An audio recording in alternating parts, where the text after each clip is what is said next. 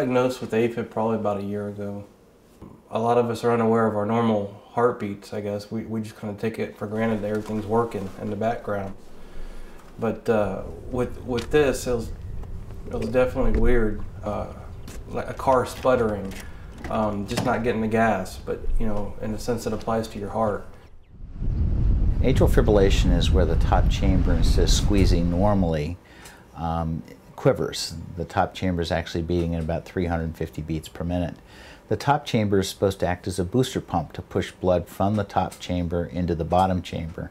The bottom chamber is the main pumping chamber. With atrial fibrillation, you lose that booster pump effect. So it would be like if you took the carburetor off your car and tried to run your car. How well would it run?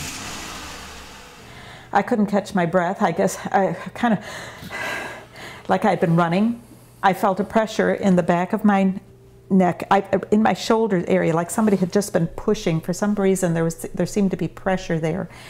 And just a weakness. Sometimes I would feel like it was getting dark around here, like maybe I was going to pass out. And but I never did.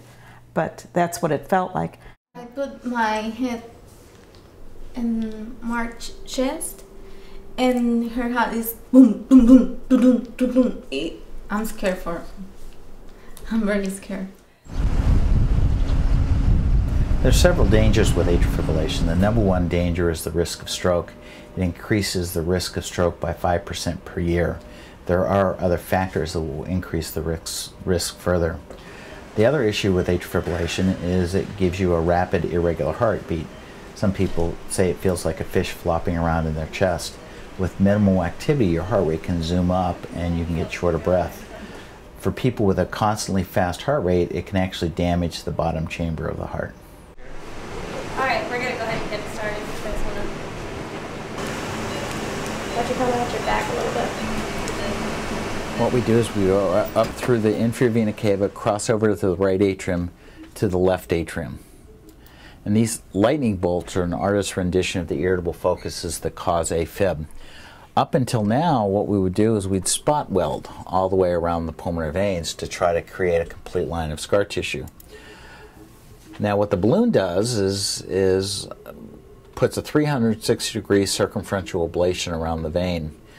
We advance a wire into the vein, we inflate the balloon in the left atrium, and with the balloon inflated in the left atrium, we shove it into the vein to try to get complete occlusion of the vein.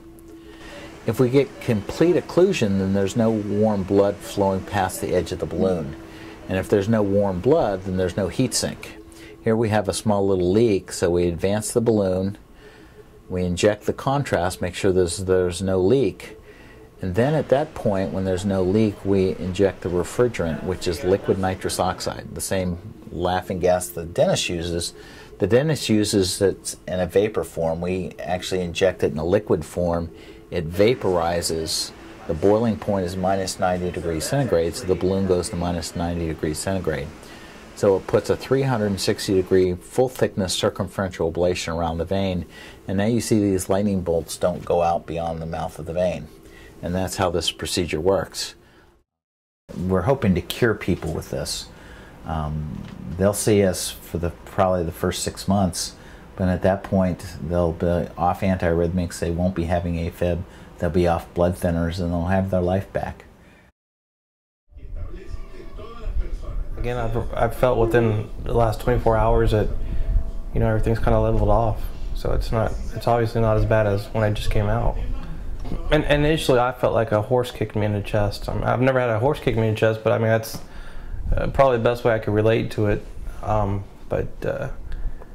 mean, you have pain medication at your disposal should you need it, but I didn't do too much of that, and it kind of leveled off. So that's the balloon? That's the balloon? Mm-hmm. Yeah. But that doesn't... You know, I was obviously discharged, and then we went and ran some errands, went to the grocery store. We went to Walgreens and pick up another prescription, and that's about it. But, you know, I was able to walk around and get around fine. Nothing too strenuous.